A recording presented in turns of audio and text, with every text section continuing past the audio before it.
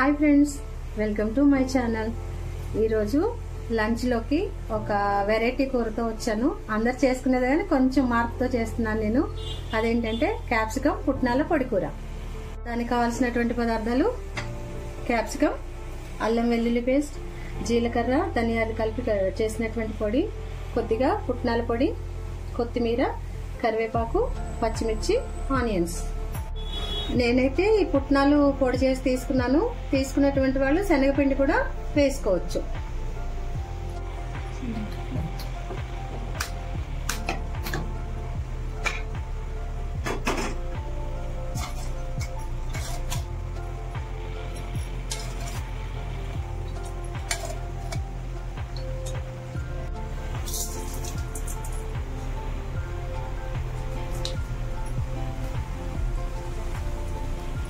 మనం stove on చేసుకొని కడాయి పెట్టుకొని ఆయిల్ యూజ్ చేసుకున్నాము. తర్వాత ఇందులో పోపు గింజలన్నీ వేసుకొని ఇవి కమ్మటి వాసన వచ్చేంత వరకు కూడా మనం వేయించుకుందాం. పోపు వేగింది కదా, ఇప్పుడు ఇందులో పచ్చిమిర్చి, ఆనియన్స్, కొద్దిగా కరివేపాకు పైన ఎందుకు వేస్తున్నా అంటే అండి, చిట్టలాడి నూనె అంతా మీద పడుతుంది. అందుకే ఆయిల్లో కాకుండా ఈ విధంగా వేసుకుంటే మనకి ఆ స్టవ్ నిండా అట్లా పడకుండా ఉంటుంది.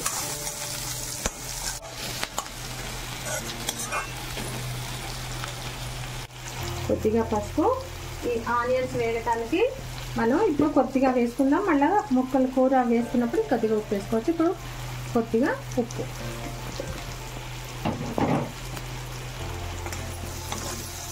ఇవన్నీ కూడా గోల్డెన్ బ్రౌన్ కలర్ వచ్చేంత వరకు మనం వేయించుకుందాం. ఈ విధంగా ఆనియన్ మగ్గుతున్నప్పుడే మనం ఇందులో కొద్దిగా అల్లం వెల్లుల్లి పేస్ట్ కూడా వేసుకుందాం. ఇందులోనే కొద్దిగా ధనియాలు, జీలకర్ర కలిపి పొడి చేశాను. ఆ పొడి కూడా వేసుకోవాలి.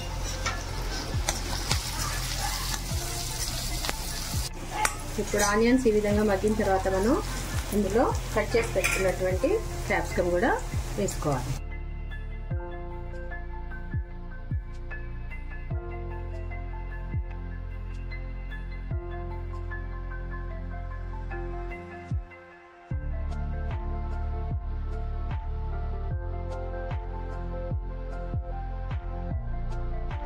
ఇప్పుడు స్టవ్ సిమ్లో పెట్టుకొని ఒక 5 నిమిషాలు మూత పెట్టుకొని ఉడికించుకుందాం. ఇందాక మనం పుట్నాల పొడి తీసుకున్నాం కదా, అందులో ఇంగువ, తర్వాత కూరకు సరిపోయేంత ఉప్పు, తర్వాత కారం.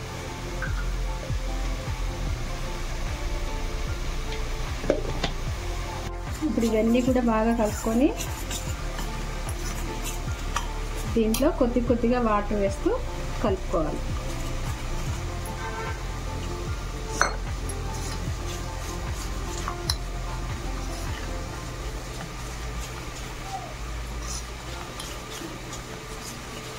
మనం బొంబాయి చట్నీ అదే కూరకు చేస్తాం కదండి, ఆ విధంగానే ఇలా కలుపుకోవాలి. ఈ విధంగా కలిపితే సరిపోతుంది.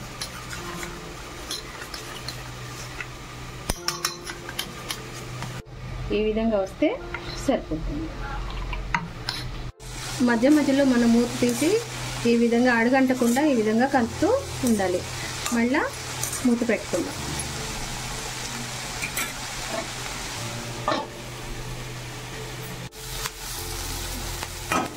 ఇప్పుడు కూర అంతా కూడా వేగిపోయింది కదా, మనం కలిపెట్టుకున్నటువంటి ఆ పుట్నాల పొడి, ఉప్పు, కారం వేసి కలిపి ఉంచాం కదా, అది పైనుంచి ఈ విధంగా పోయాలి.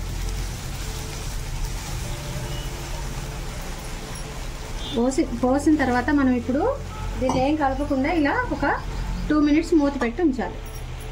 2 మినిట్స్ అయింది కదా, ఇప్పుడు మనం దీన్ని తీసి ఒకసారి అంతా కూడా కలుపుకుందాం.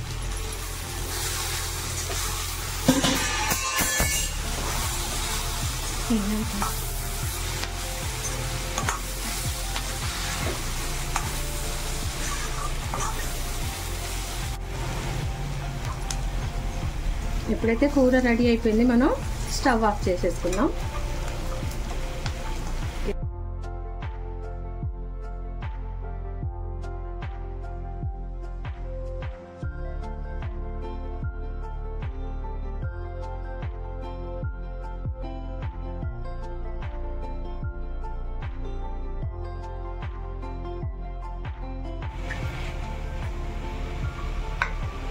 క్యాప్సికమ్ పుట్నాల పొడి కూడా రెడీ అయింది. మీరు కూడా మీ ఇంట్లో ట్రై చేయండి.